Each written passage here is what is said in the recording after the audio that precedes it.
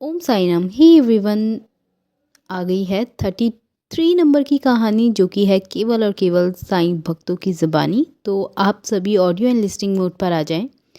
और लीला सुनने से पहले एक बात हमेशा ध्यान रखें कि सबसे ऊपर कर्म और इंसानियत है, उसके बाद वो जिनको आप मानते हैं। जैसे मेरे लिए मेरे साईं, आपके लिए कौन है? कमेंट करके ज़रूर बताएं। तो जैसे कि मैंने बोला था पिछली 2 सीरीज़ में कि अभी जो कुछ सीरीज़ रहेंगी, मुश्किल से शायद 4-5 या पता नहीं, पर अभी जो बैक टू बैक सीरीज़ रहेंगी वो रहेंगी सारी की सारी मेरे से रिलेटेड।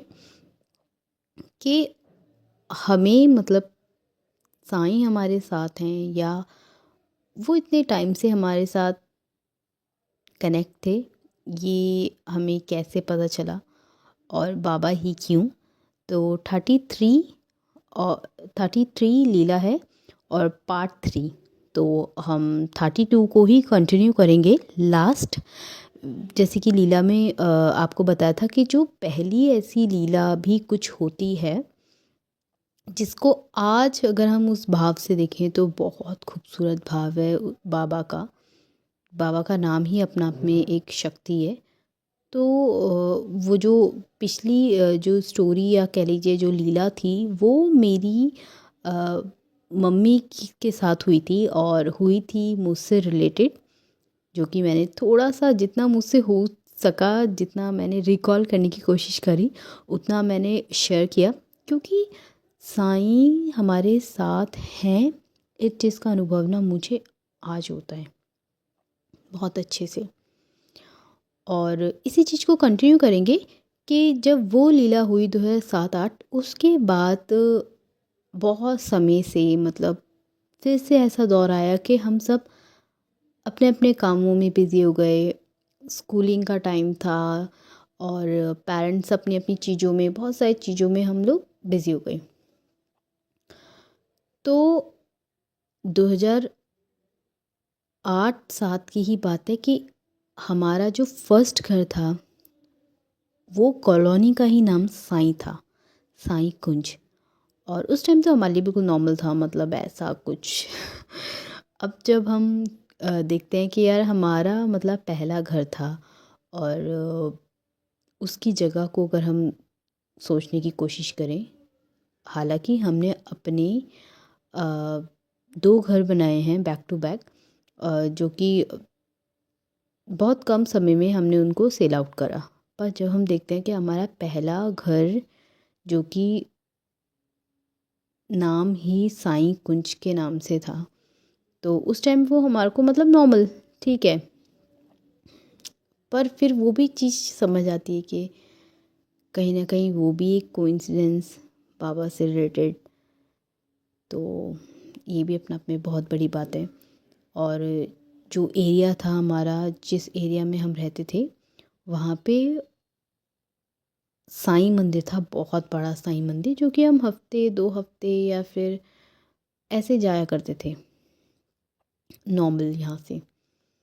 और फिर कुछ साल चलते चलते ऐसे हो गया कि ये सारी चीज़ें फिर से ब्लर सी होने लग गई, और हम सभी लोग अपनी अपनी लाइफों में बिज़ी हो गए। तो अब आती है वो बात जहाँ से मुझे ऐसा लगा कि शायद मैंने बाबा को वहाँ से छोड़ा, और वो था 2012-11 के आसपास। और वो भी ये हुआ था कि जब हम आगे अपनी लाइफ में चलते हैं और हमारे लिए प्रायोरिटी हो जाती है हमारी स्टडी, हमारा करियर, मतलब सब कुछ वही। तो ऐसा होता था कि हमारे जैसे उत्तराखंड में हम लोग ईष्ट वगैरह सब बहुत मानते हैं। तो ऐसे ही हमारे भी ईष्ट रहे हैं, उनके नाम के साथ हम अपने साईं का नाम लेते थे। तो ये होता था कि जैसे हम आगे चलते गए, और कॉलेज का टाइम स्टार्ट हुआ, स्कूल का टाइम ख़त्म हुआ। तो जब स्कूल का टाइम ख़त्म हो रहा था और कॉलेज स्टार्ट हो रहा था, तो 2012-13 के आसपास वो माइंड में सेटअप था कि बीएससी करनी है। और ऐसा था कि मतलब मेरिट के अकॉर्डिंग आपकी लिस्ट होती थी और उसके अकॉर्डिंग ही आपको जो आप सोचते हैं कि आपको ठीक है इसमें अपनी ग्रेजुएशन करनी है या फिर आपको ये सब्जेक्ट चाहिए, इस टाइप का माइंडसेट था। तो जब हम आगे मैंने इस चीज़ को कंटिन्यू करा तो मैं हमेशा ये बोलती थी कि बस किसी भी तरह करके मतलब मुझे बीएससी में मतलब एडमिशन मिल जाए किसी भी हालत में कैसे भी करके, क्योंकि 12th तक मैं ये पीसीएम हो रखी थी। और मतलब मैं कोई इतनी ज़्यादा टॉपर टाइप नहीं रही हूँ, बहुत नॉर्मल एवरेज स्टूडेंट जिसे बोलते हैं। और 10th तक सब अच्छा था। 11th और 12th फिर ऐसा हुआ कि 12th में ऐसी परसेंट आई जहाँ से ना मुझे बीएससी में कोई मतलब एंट्री नहीं मिली, क्योंकि परसेंटेज कम थी। उस अकॉर्डिंग फिर मुझे ऑप्शन समझ ही नहीं आया कि यार लाइफ कहाँ मतलब लाके खड़ा कर रही है, मतलब हो क्या रहा है, समझ ही नहीं आया आगे चल के। तो मुझे एडमिशन चाहिए था बीएससी में और परसेंटेज ऐसी थी कि उसके अकॉर्डिंग जो मेरिट लगती थी उसके अकॉर्डिंग मेरा एडमिशन नहीं हो पाया। अब मैं हमेशा सोचती थी कि ये नहीं हुआ तो फिर मतलब कुछ और तो मुझे दिखता नहीं था कि और क्या कर सकते हैं। उस टाइम पे मुझे अपने लिए मतलब जो वो बीए वाला ऐसा साउंड था, आज मैं देखूँ तो बहुत छोटा माइंड था।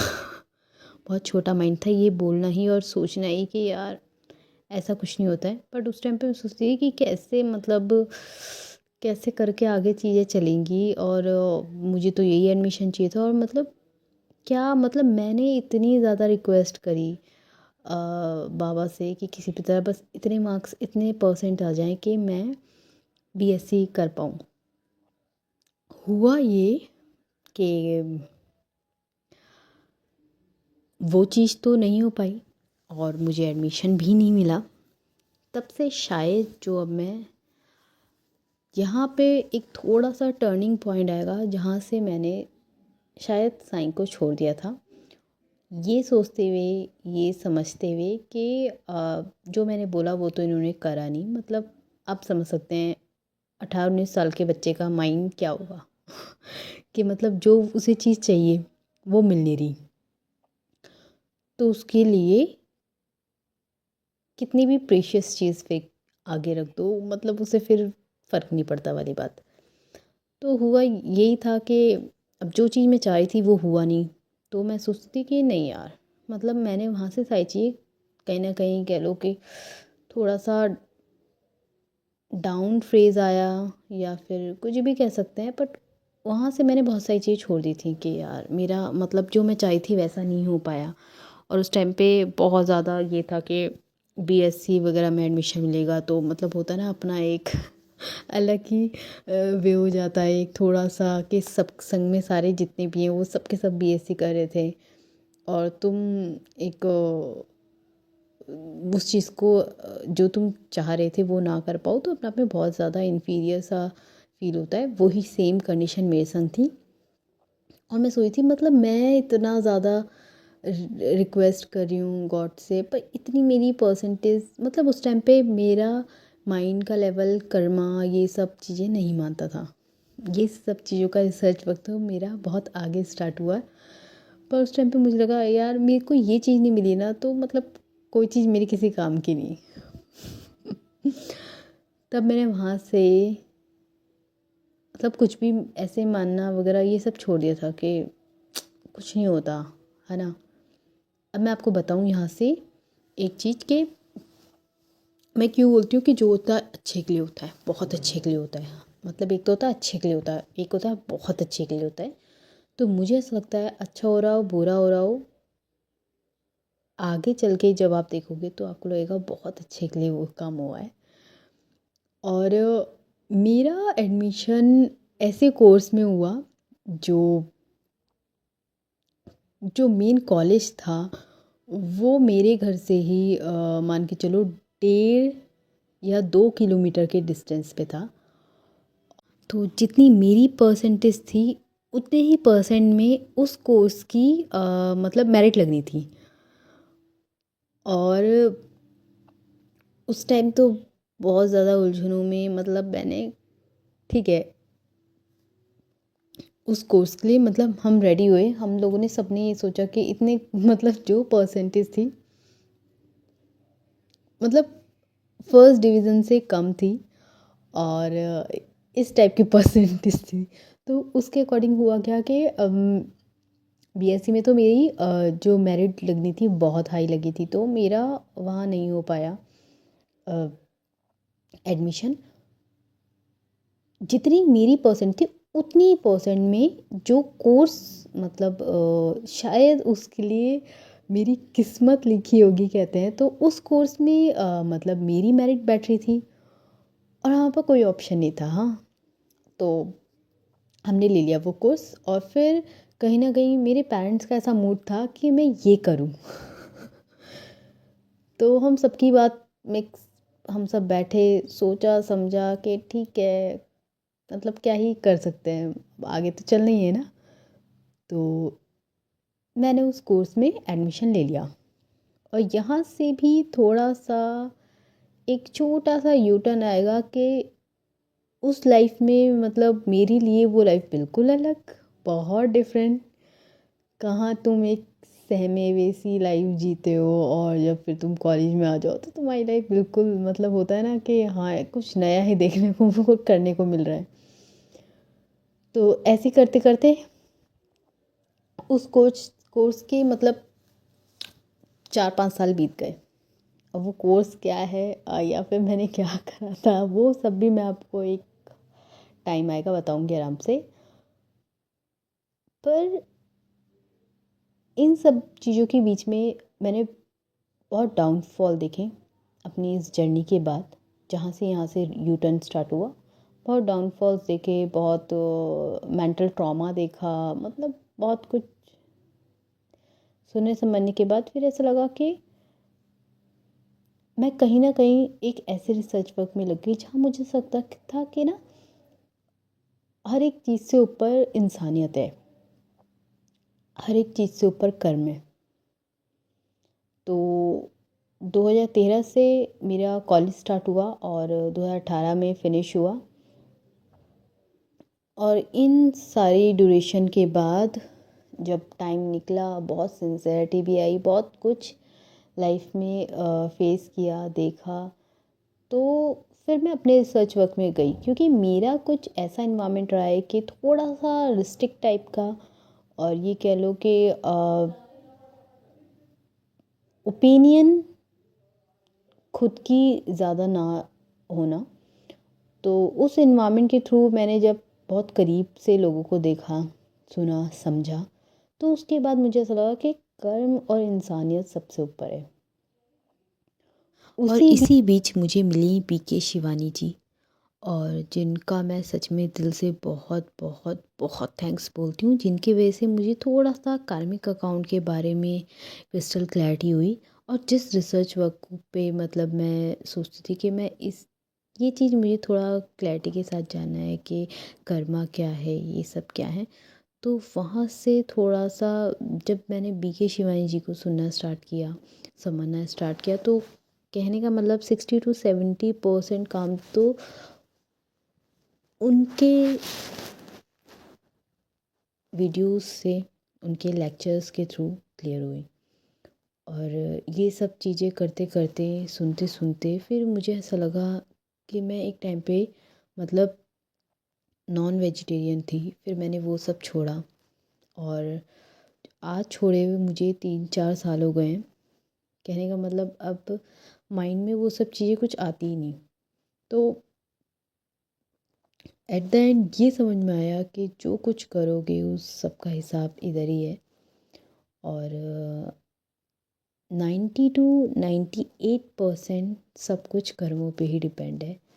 फिर आप किसी भी जाति से आते हो, किसी भी धर्म से आते हो, तो कर्म बस अच्छी कीजिए, बाकी तो सब ऊपर वाला देख रहा है, वो सब सेटअप कर ही देगा। और एंड में जो होता है अच्छे के लिए होता है। शायद बहुत टाइम बाद जाके आपको पता चले कि शायद ये मेरे लिए हुआ था और अच्छे के लिए ही हुआ था।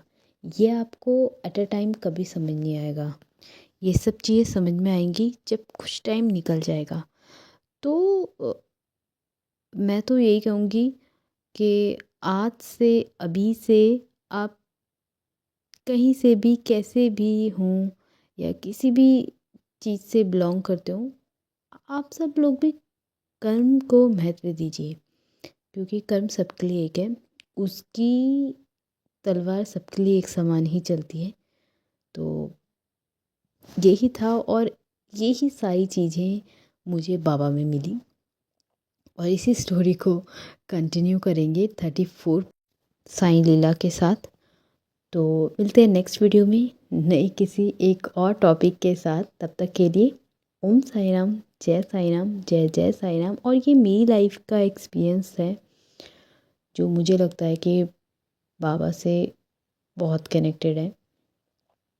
और आगे भी छोटी सी और जर्नी बची है, वो भी मैं आप लोगों के साथ जल्द ही शेयर करूँगी। तो आप सभी को ओम साई राम, जय साई राम।